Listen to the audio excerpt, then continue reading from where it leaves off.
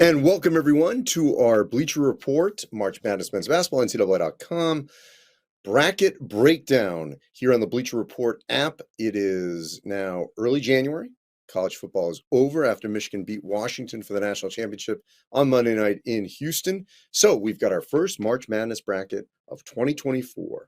Remember, in mid-February, the NCAA Tournament Selection Committee, men's basketball and women's basketball do it different times, not the same day, will produce their top 16. And really, when we get that gives us a real true barometer of the top four lines. Doesn't always obviously play out the exact same way, but it gives you a really real indication of where teams are. Obviously, the sample size we have right now is still small, basically 3-4 games into conference play for most of these major conferences. With that being said, I know we can debate seed lines up and down. Couple things that I don't think are debatable, which is the back part of the bracket, the last 8 teams, if you will, that are in a field, and the first 4 to 8 that are out. That sort of group of 16 is going to change dramatically over the next 8 weeks. And all these teams have warts. They got plenty of time to improve their standing. But one thing I don't think is going to change much, maybe a little, but not much at all, are the top 4 seeds. I think we can feel pretty confident that these 4 teams will be in the mix for the top 4 seeds, and they're not going anywhere. I mean, could one of them fall off? Sure, maybe 2, but I feel pretty confident about this. 1 overall seed right now, Purdue in the Midwest. The second one, Houston in the South. You could make an argument if you want to push Houston's undefeated, but Purdue's quad 1 wins basically crush Houston in that regard. Kansas, number 1 seed in the West. I think that there's a good chance you could get 2 number 1 seeds out of the Big 12. 4th number 1, UConn in the East. Now, what's interesting here is that, Marquette's obviously stumbled a couple times. UConn's only stumbled with that Seton Hall game, essentially. I think it's pretty good that UConn is going to be a 1, and more than likely would love to, wherever they are on the 1 through 4, as long as they're playing in Boston as a potential regional, that's all that matters, I'm sure, to the Huskies. It doesn't really matter which one they are within the 4. I think location is going to matter more than anything for UConn. All right, so now the Midwest is going to play the East in this bracket in 2024. Remember, the Final Four is in Phoenix. South plays the West. So let's go through this of the Midwest bracket first. We're going to go Midwest, East, South, West. So we'll start with the Midwest. We're going to pause after each bracket. I want to take some of your questions, if you have them. So in this instance, we've got Purdue as a 1. Your 16s here are Norfolk State, Merrimack. Obviously, we're going with teams at this point that are leading these leagues, getting those AQs. Now, you look at a Providence and Miami in an 8-9 game. You could make the argument that with the injury to Bryce Hopkins, Providence is more likely to trend in the double-digit region, whereas Miami still has a lot of room for growth. I think they're going to head in the other direction and really eclipse that. Colorado State, Indiana State. Again, Colorado State is a 5, just lost to Utah State. They could be trending in the other direction. Indiana State right now, the best team in the Valley. Oklahoma, Samford. Oklahoma really holding on right now as a 4. Got a big game against Kansas this week. They could really go in either direction. Dayton, Utah. Now, we had a lot of internal debates about Utah. The metrics like Utah over some of the other Big 12 teams, SEC teams. I don't know if Utah can hold that position. They just got swept last weekend. So they're one of the last teams in that group of 16 I was talking about, that last 8 on one side, 8 on the other. Dayton, I think, is going to keep trending in this region of the 5 and 6 range for the Flyers. They are the best team in the A-10. Memphis, Akron. I think Memphis as a 3 seed is a pretty good spot for them. They've won some close games. I feel really comfortable that Memphis in mid-February will be on those top 4 lines. Michigan State, Cincinnati. So Cincinnati, you could really push me and say, they don't deserve to be in there. They just had a road win at BYU. Yeah, they're 1-2 in quad one, but they're 2-1 on the road. I think Cincinnati's trending in versus out. Michigan State just lost to Northwestern. Michigan State could head the other way. They could definitely be in a double-digit seed. Kentucky, I feel really good about being a 2 against Morehead State. Obviously, it's an in-state game. Be very interesting if that happened. So now let's pause here. We may take questions later. Okay, here's one question right off the bat from Evan Galucci. Cincinnati is a sleeper 10. Love to see it. Biased Vols fan says East could be an easy bracket for Cinderella. This is true. We're going to talk about that in a moment here. Actually, that's a good segue here. Let's now transition to East, saying that Vols fan saying the East could be an easy bracket. So UConn. Remember that region's in Boston. If they go Brooklyn, Boston, for UConn, that's a great path to the Final Four. It doesn't always work out that way. So now we go to that 8-9 game. Again, Northwestern was trending out in the double-digit range before they beat Michigan State. Could Northwestern still grow? Sure, because they have the win over Dayton, Purdue, Michigan State. Now, all three of those are at home. It would be good if Northwestern could get one on the road here. Wake, I think, is trending to be a higher seed.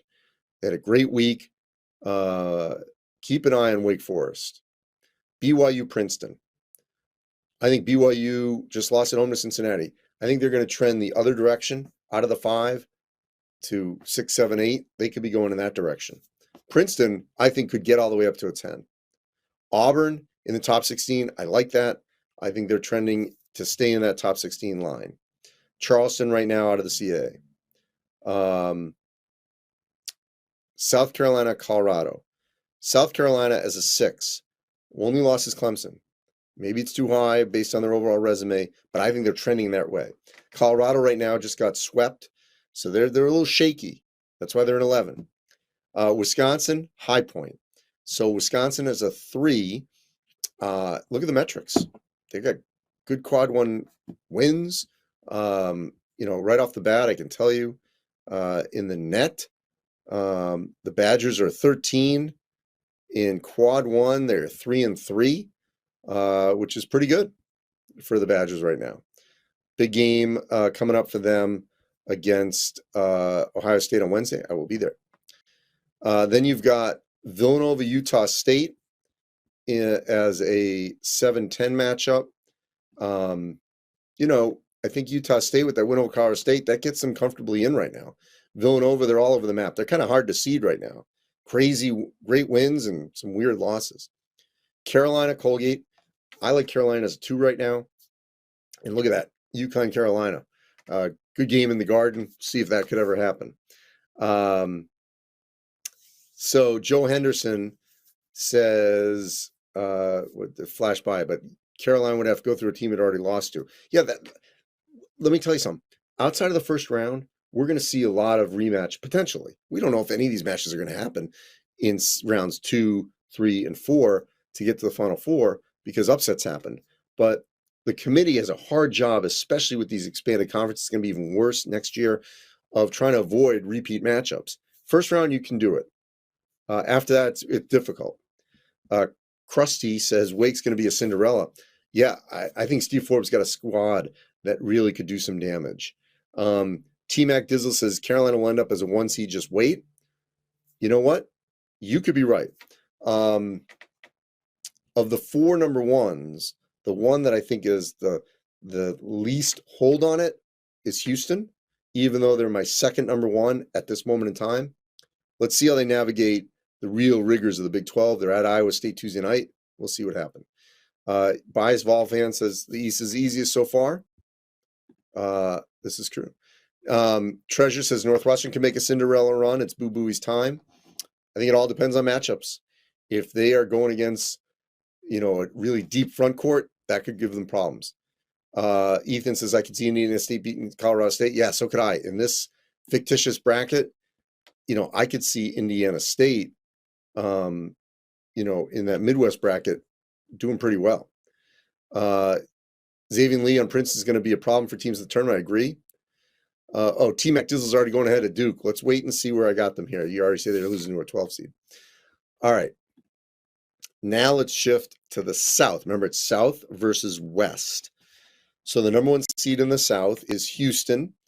This goes back to that thing about another thing about Carolina could be a 1 seed by February. So Houston as a 1, taking on a St. Peter, South Dakota State. Then you've got Nebraska, St. John's as an 8-9. I've already seen chatter about, do I have Nebraska too high? Right now Nebraska playing Purdue Tuesday night, but Nebraska has a road win at K-State, home win over Michigan State, and let's see where they are in the net. And maybe I put them a little too high, but this is obviously a team that I think will be deserving to be anywhere from 8 to 10. I know their net isn't great at 58, and they have the 1 quad 1 win, and they do have 7 quad 4 wins. So, obviously it's going to be determined what happens in the Big Ten with them. But I think they have the potential to be in that range, and St. John's is trending in the right way. Baylor is a 5 against a Mississippi State, Indiana. Indiana was out, then they beat Ohio State. I put them in. Mississippi State, right there on the fringe, did just lose to South Carolina. So both those schools are like right there hanging on. Duke is a 4 against McNeese. That would be a hell of a game if that were to occur. McNeese won at Michigan. They're playing well out of the Southland. But Duke certainly could climb out of the 4 spot. They could go the other way too, Creighton, Oregon would be a high-flying game. Wow, that'd be up and down. Again, Oregon, I think, is trending in the right direction. Creighton sort of holding in that spot, but they could go either way. But I think Oregon could rise. Illinois, Fort Wayne. Right now, Illinois is playing like they should be on that 3 line. Got to get a little more quality wins. Right now, their best win is FAU. On a neutral court. We'll see what happens, especially this week when they've got Michigan State at home. Florida Atlantic, James Madison. Wow, people would be chirping if that was a matchup as a 7-10. But, let's see how it all plays out. Sometimes you have to move teams around, obviously, on these seed lines and locations and all that. But Florida Atlantic, they lost to Charlotte, lost to Gulf Coast, but they got the win over Arizona. They're all over the map. Very difficult team to seed right now. James Madison just had their first loss in conference. Can't afford too many to not be to get in at large. So we got to see what's going to happen with them. I like Tennessee as a 2. I think their metrics will keep them up on there. And look, let's see what happens in the SEC. Could Kentucky end up being 1? Yes, they could. Kentucky definitely could end up being on that 1 line. As I said, I feel fairly confident that Purdue, Kansas, and UConn will find their way to that 1 line, and it's going to be the Houston spot that I think is going to be the most tenuous as we go further. You're laughing at Duke's schedule. We'll see. I mean, we're going to see how it plays out over the next month. I am Zia says, I wonder if Illinois will work up to be a 2 eventually. I'm guessing there'll be a 3 to end the season. I agree with you. Colorado will be at least an 8 seed. Well, they just got swept, so they got work to do. We'll see if that's the case. All right, so now let's go to our West bracket, the last bracket that we have here of the 4. Kansas is a 1. Lipscomb, Ole Miss, Gonzaga. Wow, Gonzaga's a 9. But you know what? They don't have anything on the resume right now that you'd say, oh, yeah, for sure. They lost San Diego State, lost to Washington. Their best win, maybe Syracuse. UCLA is not a tournament team. They're gonna have to win the WCC for sure. They do have the game against Kentucky coming up. It's on the road. That would change the narrative. There's San Diego State as a 5. A big game against New Mexico on the road this weekend. Grand Canyon, wow, what a game that would be in a 5-12. Grand Canyon's played really well. They've already played, so I said this earlier, it's hard to avoid.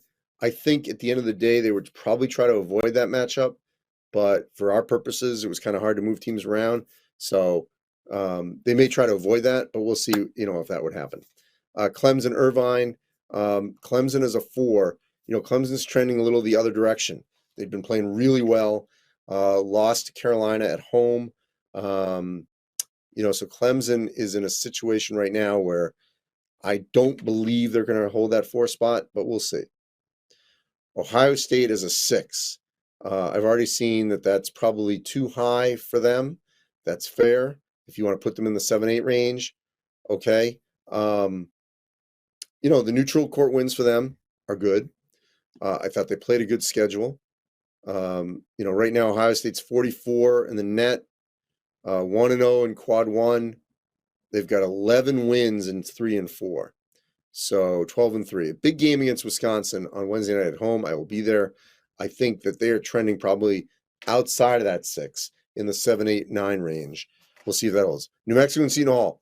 New Mexico is in Dayton in this scenario. I think Seton Hall is trending in the right direction, but I could see both those schools sort of in that 10 to 11 range. Maybe get up to a 9.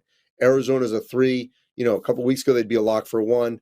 Clearly things have changed with that loss to Stanford, loss to Florida Atlantic, but they could go ahead and run the rest of the table in the Pac-12 and move up. So they have room for growth. Alabama and Nevada. Alabama is really intriguing because they've played an unbelievable schedule. Okay, tremendous schedule, and they're 6 in the net, but they're 0-5 in quad 1. So 3-0 in quad 2. They're hard to seed. I think they're going to be in. They're going to have to win some games in the SEC, no question about it. But we'll see what happens. Nevada, I think, is trending in the right direction for Steve Alford. And Marquette is a 2. Obviously, at one point, you might have thought them as a 1. Just did lose to Seton Hall, lost to Providence. So they are one to watch. So my first 4 out right now, Texas, Iowa State, Georgia, and Florida. Texas, again, just lost to Texas Tech.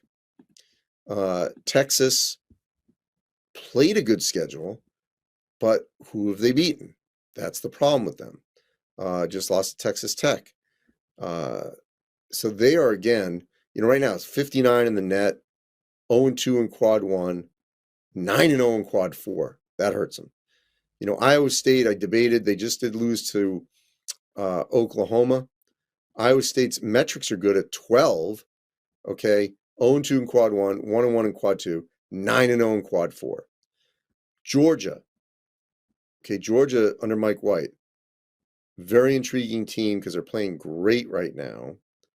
But again, what is on the resume? And the schedule was rather soft.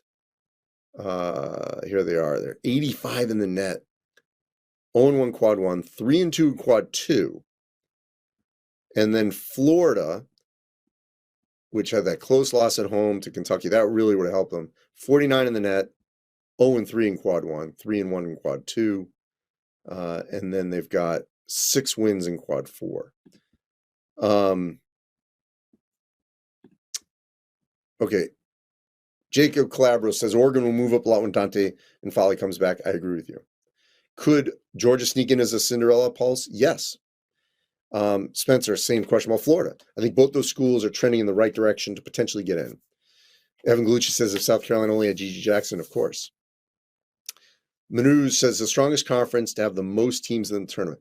So I would view it as the highest percentage of teams, and I think it will be either the Big 12 or the Big East. Stepdad says Gonzaga reminds me of last year's Providence teams, hot spurts, but has not beaten a top team. That is correct. They're the best team in the WCC, though, so I still think they will get in. Eastside Legend, what is your opinion on Boston College? Well, I was hiring them early. Quentin Post is a potential NBA player, but they just haven't won the right games yet. They kind of bombed in that Kansas City tournament, just lost to Wake. They need something. Seton Hall is going to upset someone if they are that low a seed, says Ben Saltzman. Yes, I could see Seton Hall winning multiple games, game in Dayton, then a first-round game, and getting to that second round. So I could see Seton Hall going 2-1, kind of like Pitt did last year, where they won 2 games and lost 1. So they ended up playing 3 tournament games, but didn't get to the Sweet 16 because they played in Dayton. So I could definitely see all of that happening. All right. So first bracket, you can review all this full at ncaa.com. Follow March Madness men's basketball and Bleacher Report app right here. Love the engagement. Appreciate it. Look, throw the daggers on Twitter X. That's fine. This is where we're breaking it all down. And, look, all these opinions of where teams are in, seed lines, all fair game. And I think in January, it's very fluid. We're going to know a lot more, as I said, in mid-February when we get the top 16. We build off of that on that Saturday and then build the rest of the bracket. We'll probably have, I'm guessing, one more before then. So we'll probably have a couple of these, obviously, over every few weeks as we build up with more data, going forward. Reminder, every Monday, 1 o'clock Eastern time, right here on the Bleacher Report app, we break down the AP Top 25 poll. We get a reaction from you, from me, with the Power 36 Team of the Week, Player of the Week, and of course our games to watch. Snows everywhere, rain, everything. Stay safe, everyone. Stay warm over the course of these next couple of days. Appreciate all of your engagement here. I'm Andy Katz. Check us out here on the Bleacher Report app and all our social media channels. You see where you can reach me at the Andy Katz on Twitter X and at the real Andy Katz on Instagram. Thanks, everyone. Be safe.